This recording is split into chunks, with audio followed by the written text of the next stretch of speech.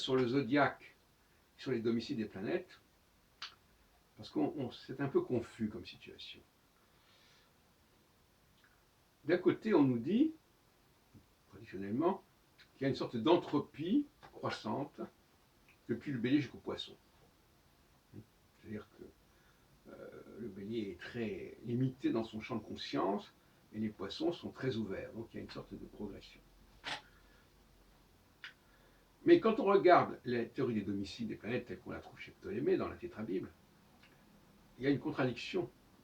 Parce qu'on attribue symétriquement deux signes à Mars, deux signes à Jupiter, deux signes à Saturne, pour ne pas parler des autres.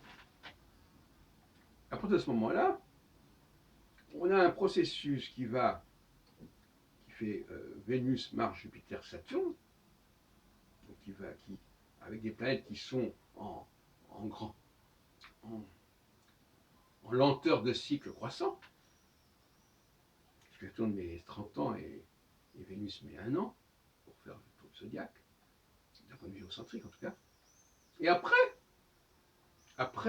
le Saturne qui est en Capricorne en Verseau, on revient en arrière.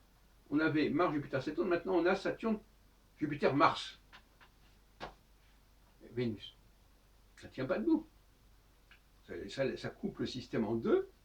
Au lieu de dire qu'il y a une progression du bélier vers les poissons, il y a une progression du bélier, il y a une progression du cancer vers le Capricorne, avec des planètes qui sont croissantes au niveau de la croissance de leur cycle.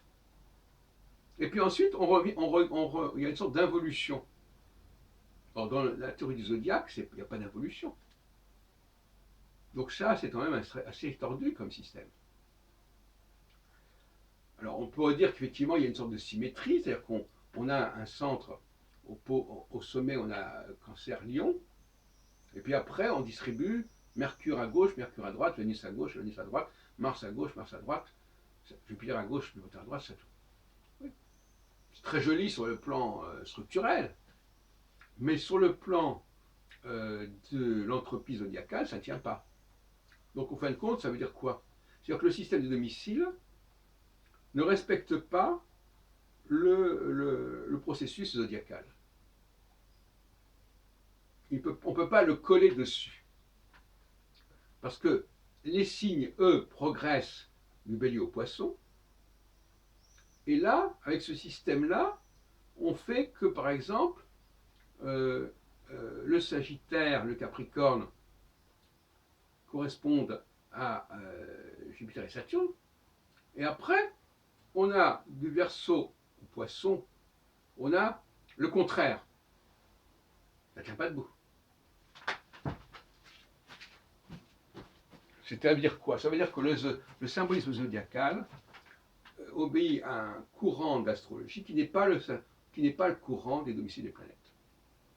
Tout comme le système des 4 éléments ne correspond pas non plus au symbolisme zodiacal, ça tout le monde le sait. Il n'y a pas de raison de dire que le Scorpion, par exemple, est un signe d'eau, ou que le Verseau est un signe d'air, alors que ça s'appelle le Verseau, etc.